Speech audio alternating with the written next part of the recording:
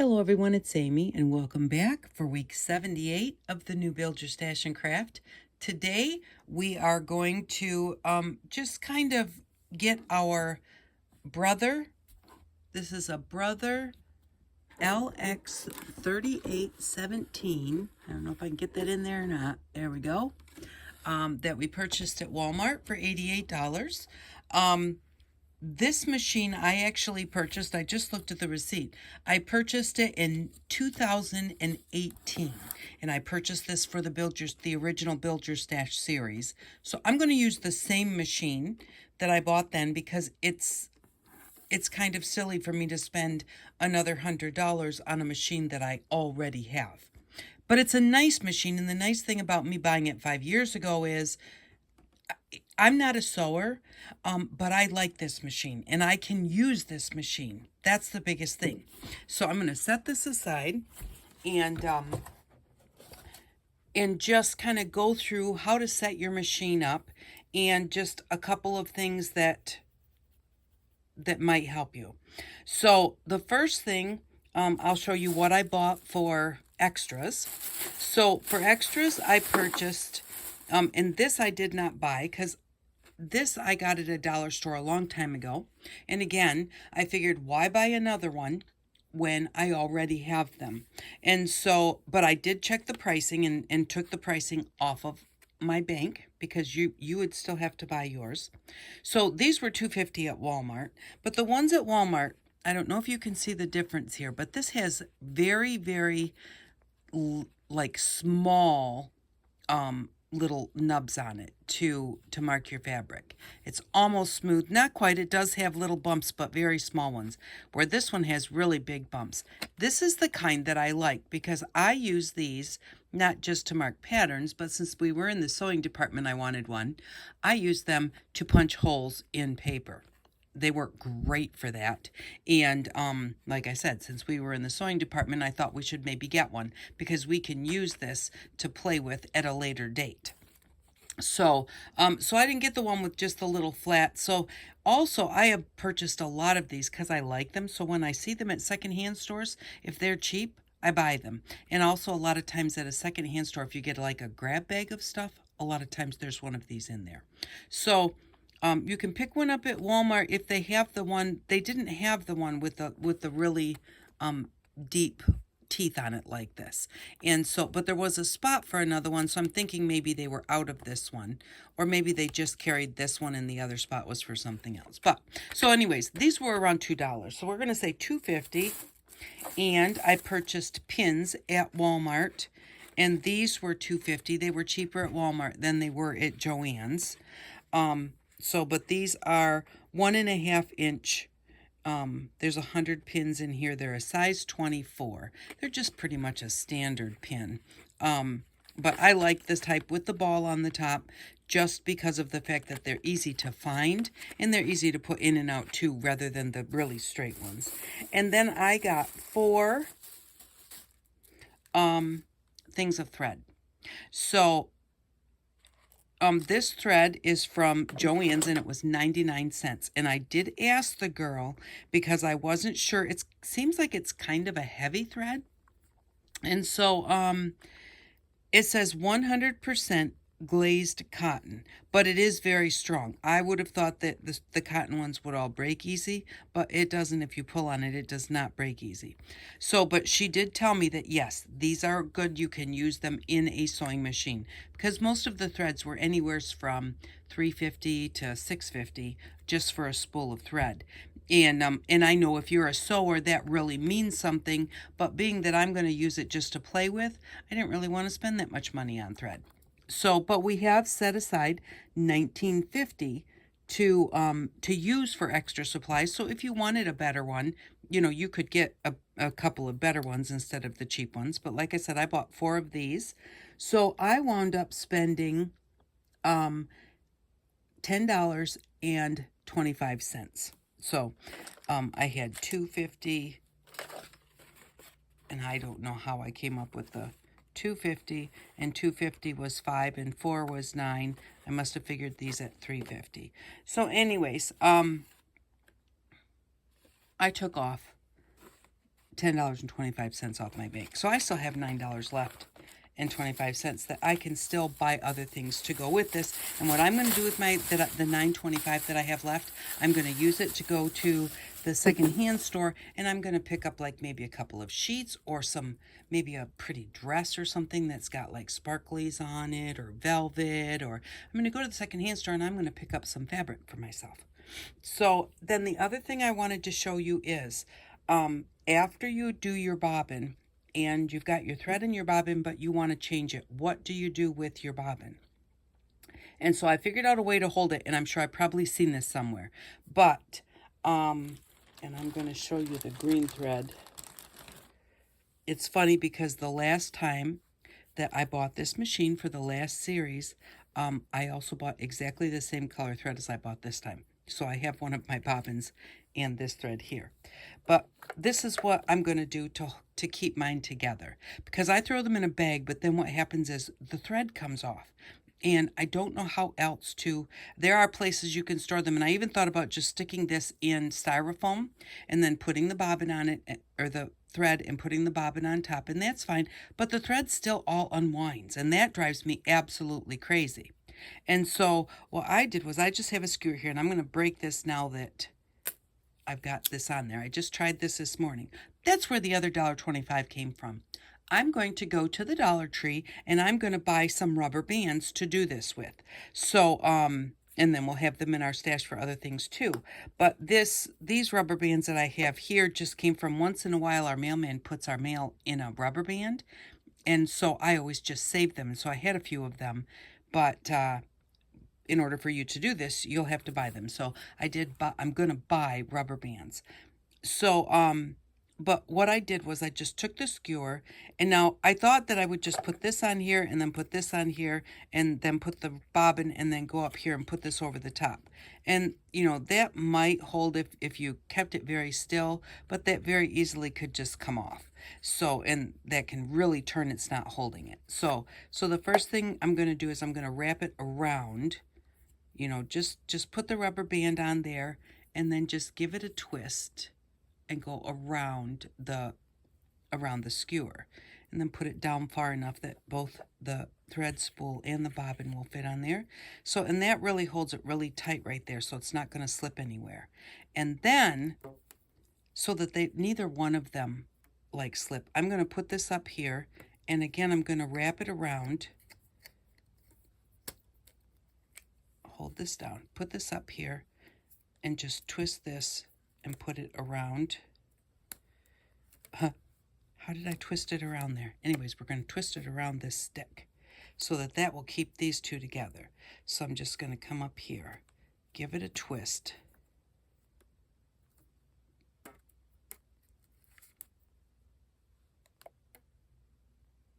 Give it a twist and put it over. Okay, so give it a twist around the stick and give it another twist around the stick. That will hold it. There we go. Then we're going to take our bobbin and see, I've got thread all the way down to here. Just because, you know, you can't. So what I'm going to do before I put this rubber band on here is I'm just going to wrap that thread around so I don't have to cut it off and waste it. Okay, and then I'm just going to come up here and twist it around the stick. Put it over the stick and twist it. I don't know. Anyways, we're going to twist it around that stick a couple of times so it's actually twisted. And I've got like extra rubber bands, so I'm just going to actually keep twisting till it's kind of tight. Okay, so now those are stuck. They're not going anywhere. And they can't turn. And even if they turn a little, you know, like the thread might come off from here to here, but it's not going to go any further, because the rubber band's going to hold it tight. So I just wanted to show you that, and then I'm just going to break them off, and now I can just throw them in the bag where I was keeping my thread from before. I can just take them and throw them in there, and they're not going to wind up all loose. And so I just wanted to show you that, and I'm going to write down really quick that I need to pick up rubber bands.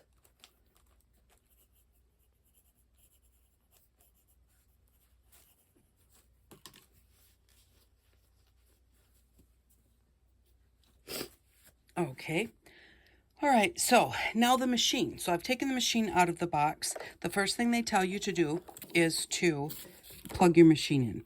So what we're going to do is you take this cord, and this is going to be a difficult show, and I do apologize for that, but I'll do the best I can.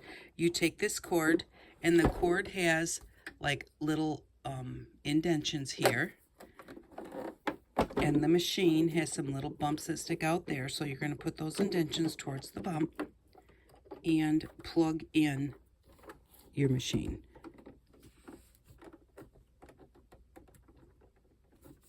Okay, so once you have that pushed into your machine, you're going to take your power cord portion. That power cord takes care of your foot pedal and where you're going to plug it into your power source. So we're going to take this and plug it in.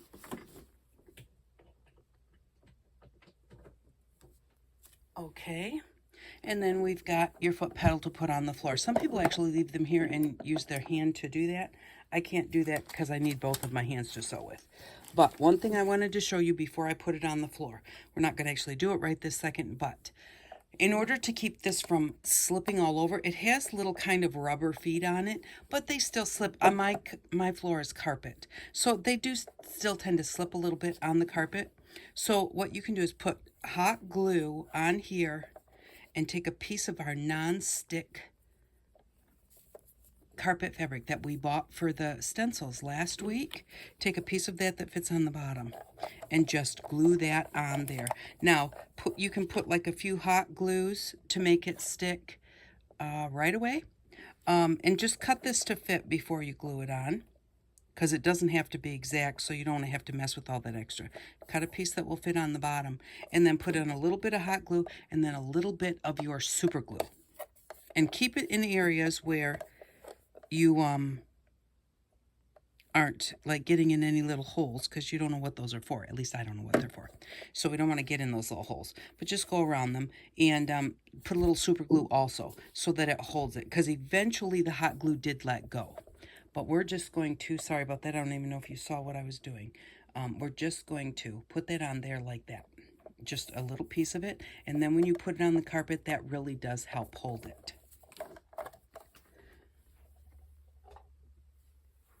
Okay, so next, use the DVD if you have a place to play it. It really does help. There are things in there. There is a quick setup guide with your machine here, and I will probably guarantee you that 5 years ago when I bought this machine, I probably went through this really quick guide and I put it together, and I haven't read anything else about the machine since, more than likely. That's me. But yesterday, to make sure that I had better information on the machine, I did watch the DVD. Now, if you are watching the DVD and you're trying to do this at the same time, it is quite a bit of a, like, I couldn't quite keep up with her. I had to stop and start, and that was a little frustrating because a lot of times it kept going back to the beginning. But that's because my DVD player's in my TV and I've never used it before. So I was probably doing something wrong. But even just to watch the whole thing and, you know, and then go ahead and watch it again and work along with her and stop and start, it works really well. I did read through some of the book also. There is a lot more information in the book than is on the DVD. And there's more information on the DVD than on the quick setup guide. So use them. The thing is that if you learn how to use your machine properly and you learn all the different things that it can do, it will be much more fulfilling to use your machine than if you just know how to straight stitch or you can't get the tension right because you don't. And that's my big thing, is always tension. Now, I've really never had much of a problem with tension on this machine. So I've been lucky that way. But anyways, so that's how you're going to start. You're going to start by using your DVD. And so now we're going to take one of our threads. We'll do the black one. And this comes with different feet. It comes with little pliers that you can use. It comes with 3 needles, a little screwdriver to use. It comes with 4 bobbins. Oh, this bobbin's got thread on it already. Okay, well, we're going to use this bobbin anyways. I know that my mom, when I was little, my mom would have bobbins. They had 2 colors thread on them. So I'm not going to take this thread off because I don't want to waste it. But, okay, so we're going to first, the first thing they tell you to do is get your bobbin ready. So you're going to take your thread. And if you can't find your thread when you go to open it up, it's going to be tucked into a little notch, either the top or the bottom of the plastic, and then it's going to be under this piece of paper. So if you can't find it, lift up that paper and look under it. You'll be able to see where the thread comes through, so that you can just pull it off of there, because there are times where this covers it so well, I have a hard time finding it. But anyway, so I'm going to poke a hole in the top and the bottom of this. And I'm going to bring this forward and hopefully, let's see, I'm on something. I'm on the bottom. Let's see if I can raise you up just a little bit. Hopefully it doesn't jump too bad.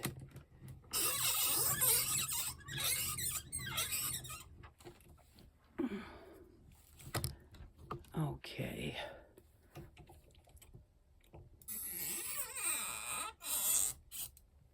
There we go.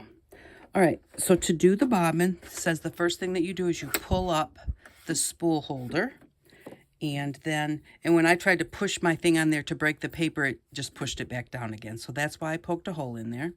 And then your thread is going to come off the back of your spool. So here the thread's coming off the front. And so we need to turn it over so that the thread needs to be coming off the back of your spool. And so you're going to put it there like that. And then you're going to hold your thread, and there's a little notch here. And there are little diagrams on your machine that show you also how to do this. So that's nice. Once you've done it once or twice, those little things will remind you what to do if you kind of forget. So we're going to come through this little notch. Then we're going to go around the front of this and then the back. And if you hold your thread while you're doing this, it just makes it easier so you're not constantly unrolling this thread over here. So we're going to go around, around the front of that little wheel and then just go around, come from the back over to where your bobbin is going to be. Then, now I've lost my bobbin. Here it is. Alrighty. So then your bobbin has a little hole in it. And so you're just going to take your thread and you're going to put it up through that hole from the outside. So we're going to go up from the inside to the outside and pull that up. I've got a lot of extra thread here, but I'm going to pull it kind of tight. Now we're going to come over here, put our bobbin on the little bobbin peg, just like that. Okay, so our thread is coming here, and now we're going to push the bobbin over so that it meets up with this, and then we're going to turn the bobbin clockwise, the way the clock goes, until it clicks. There we go. Now it clicked. So now it's locked in there. Then you're going to hold your thread straight up. If you hold it down here, it's going to spin around the top of this spool. So, it's going to get caught up in things. So hold it straight up and very easily, well, first things first, turn your machine on. Now that you've got that done. Okay, now very slowly, press your foot pedal, holding this straight up till it goes around a few times. And then cut this string off. And cut it off right next to the bobbin. You don't want it getting stuck and causing a problem. And then you're just going to keep pushing the foot pedal until your bobbin gets full of thread. Now, if the thread all starts collecting at the bottom or at the top, you can just gently move that thread up, not even move it, just kind of like hold it up so that if it's, right now it's very thick at the bottom, okay? So if I want to get a little more at the top so that it's more even, I'm just going to put my finger under here and then press the button, and it will hold that thread up a little bit so it gets more at the top, and then I'm going to let it go back down.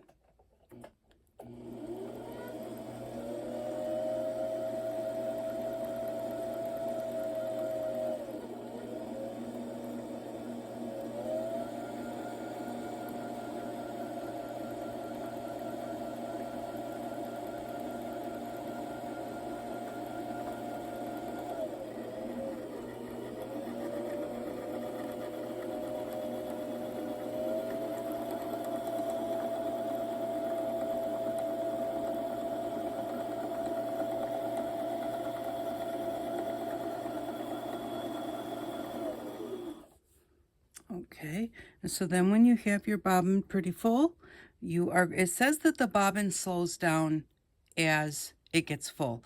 I don't notice that, and it may be because my foot's not steady on the pedal or whatever, but I don't notice that it slows down. You don't want to overfill it. So we're just going to push that whole thing over, the bobbin and the spool, and then pull the bobbin up off of there. So now we have our bobbin. So I'm going to cut that off.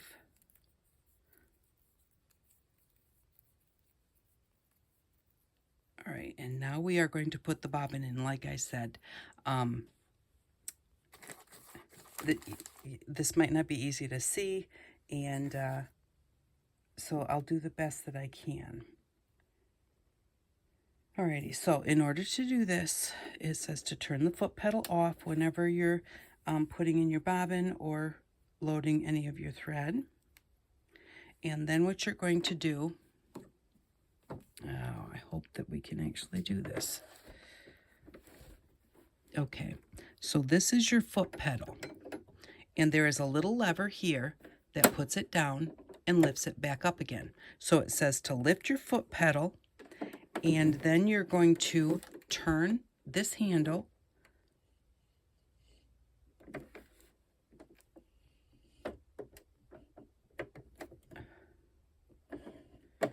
until the needle is in the total upright position.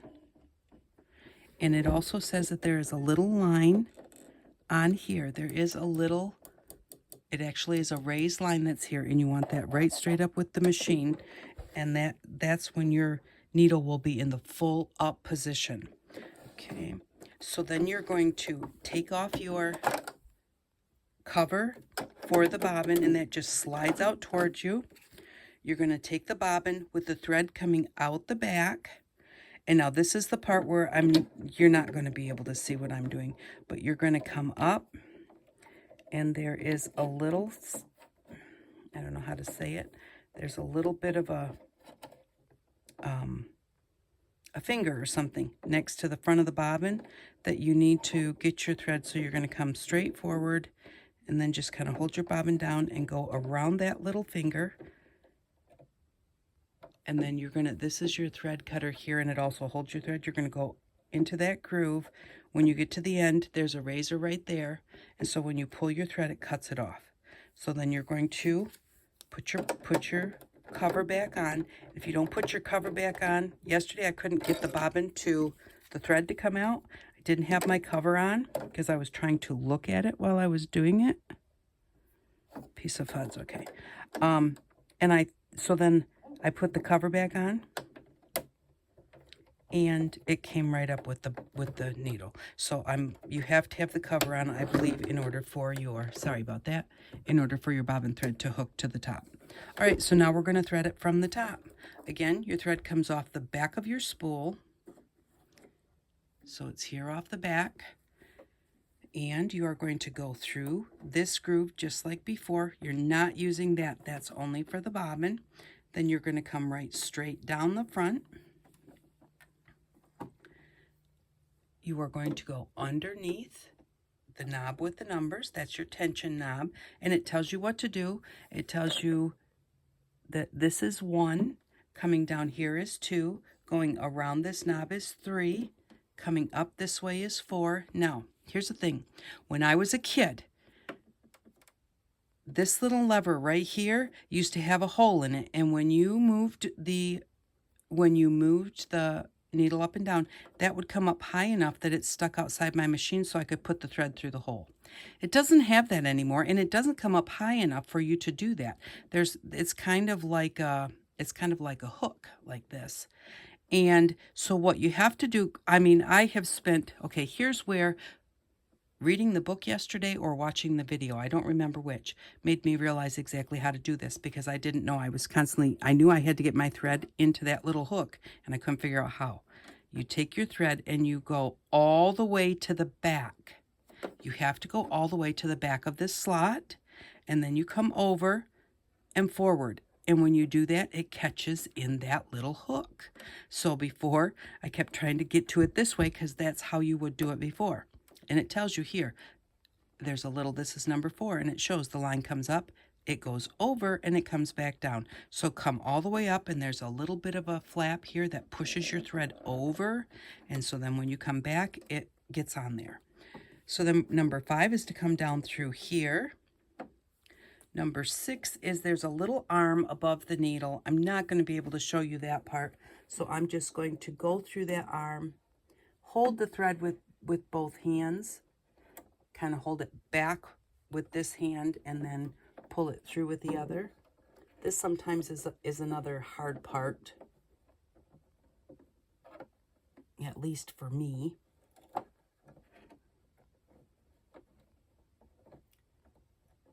Alrighty, and once you get it behind that little arm, you are going to thread your needle. And so you're just going to take your needle, and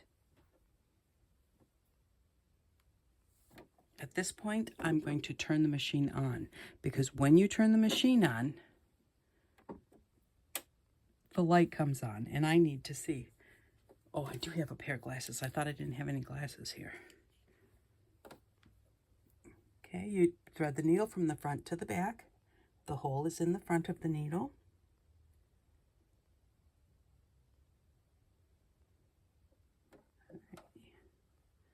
And once you get it threaded, just pull your thread backwards. Now, we're going to try and get the thread from the bobbin. So, we're going to put down the foot. No, we're not going to put down the foot, sorry. We're just going to hold on to our thread, and then we're going to turn our knob, and it doesn't matter whether you turn it forwards or backwards. We're going to go down all the way. You just keep turning it. We'll go down and come back up all by itself. When the needle gets back to the top, you are going to pull up on this thread, and it should pull the bobbin thread up with it. Now I can see the bobbin thread there, and so this is where those tweezers would come in handy.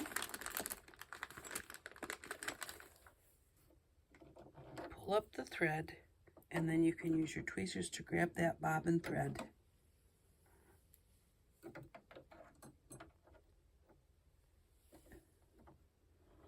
And pull it out. So there we go. Now take both of your threads.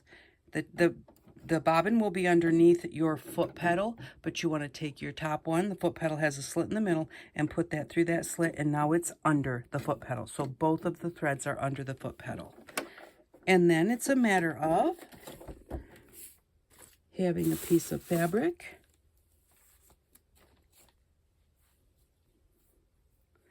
to test and play with. I even played with the satin stitch yesterday, and those are types of stitches, the fancy stitches, that you do need to kind of play with and see how it works. So you're going to put your fabric underneath your foot pedal and put the foot pedal down. You are going to step on your power pedal.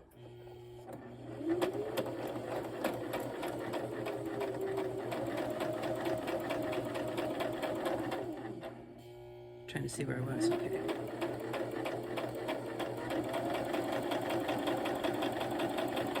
And sew through. When you get to the very end, you're going to lift your foot pedal Make sure that your needle is up. I wanted to look where that little, there. Okay, remember that line on the side that they said if that's there, your needle's all the way up? It works to put that little mark straight up. It makes it easier to pull the thread because that means your needle's all the way up and you can pull on the threads and they'll come with you. So once you pulled on your threads, there is a little notch on the side of the machine here, which I'm not going to be able to show you, but it just sticks out, and that is a little razor cutter. So you'll grab your threads like this, and then you'll just run them over top of that little notch, and it will cut your thread for you. Now, in order to lock your thread in, this thread could be easily picked because it's not locked in. So see, I could actually pull this out. So in order to lock it in, when you start, I like to start in just a little bit. A lot of them say you start at the edge, you go forward, you go backwards, you go forward again. I like to start in about a 1/2 inch, go backwards, and to go backwards, you just push this pedal, this lever down and hold it until you want to stop going backwards. So I'm going to push it down, I'm going to go backwards a 1/2 inch, then I'm going to come forward. I'm just going to let go of that and come forward.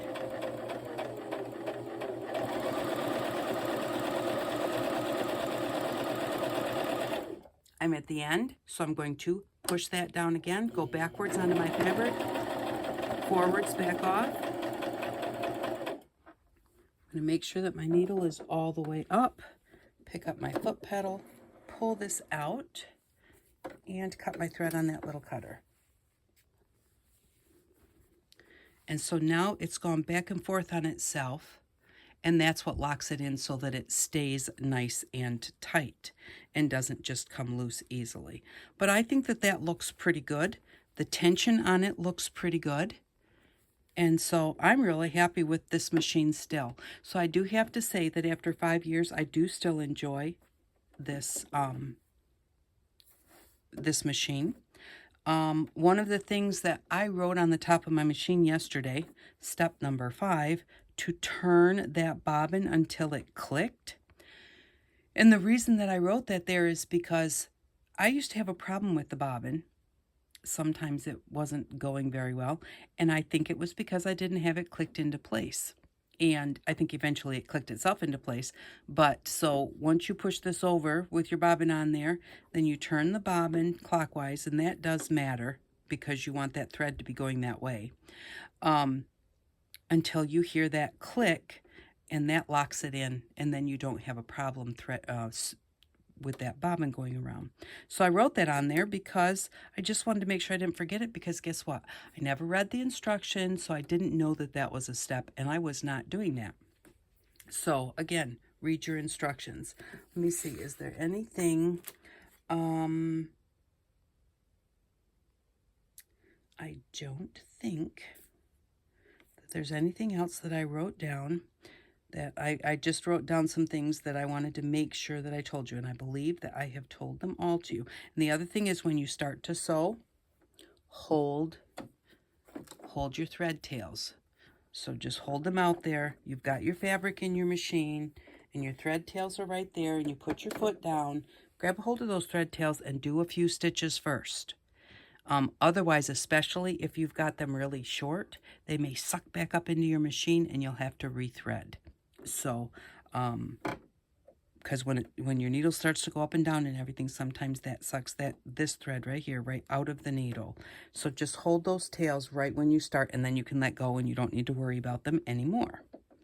So, but yes, it works really well. The satin stitch I don't quite have the hang of yet, but that's not the machine's fault. That is my fault. Just because I think it does take a little bit of practice, and I didn't really watch much. There are lots of sections on the DVD. I only watched the section like mostly just for setup. So how to do the stitches is on there, but I really wasn't paying much attention. But they do on the machine. They have straight stitches and zigzag stitches. These are your satin stitches, zigzag stitches. Honestly, this one I think is like to go back and forth. I'm not exactly sure. So they have these stitches on the machine. They're not fancy. They do have the satin stitch. And if you read the book, some of these must be kind of fancy. This one looks kind of fancy. Oh, that one too. So there are a few fancy stitches on the machine. There are different feet to use, and I haven't played with any of those, even though I've had this for 5 years, because I just use it mostly just for straight sewing, once in a while a zigzag. So, but there are lots of things, well, not lots. I did buy the Next Step Up because I want to try some free motion quilting. And so I went to the Next Step Up so that I can play with that also. And I used the $100 that we had saved for this machine, or the $88, towards buying myself the Next Step Up. So it's been 5 years since I've had this machine, and I really wanted to try the free motion. So instead of buying this again, I went ahead and bought another one. And that's not for the series, but, you know, just letting you know that when, you know, you save up, then sometimes you can get the things that you want a little later on. And I've got the cord stuck under there. So, but that's it. I think this machine works great. Let's kind of put it this way so you can see it. I think it works great. And I think that this would be a good starter machine if you're just starting. Or if you don't even have a machine and you know how to sew, but you want one. I think it's a good machine. Like I said, I'm not a sewer, so I don't know for sure, but I like it. So, and I find it pretty easy to use, especially if you read the instructions. So, thank you very much for stopping by. At some point, we're going to be playing with this. I think that I'm going to go spend a little bit of my money on getting some more fabric, which we already have a lot of fabric, or, you know, that we got earlier in the series from the secondhand stores, but I think I'm going to go get some more. And, so, and then we'll play with some other things with the machine. So it's not a big thing that that we'll be doing because it's so hard to figure out how to show the machine. But I did think that I did have quite a few people say that they thought a sewing machine would be good. They kind of wanted a sewing machine, and since they had saved up enough money, that was a good thing for them to get. So we won't be doing a whole lot of sewing on this series because it's not the thing that I do, but you will now have a machine that you can use. And like I said, you can learn all sorts of other things, how to make things and everything from others, because I'm not real good at it. So, but thank you very much for stopping by. I do appreciate each and every one of you. Watch a commercial if you get a chance once in a while. And if you can share my video with your friends, I appreciate that too. So, thanks again for stopping by. I hope that you all have an outstanding day. Bye-bye.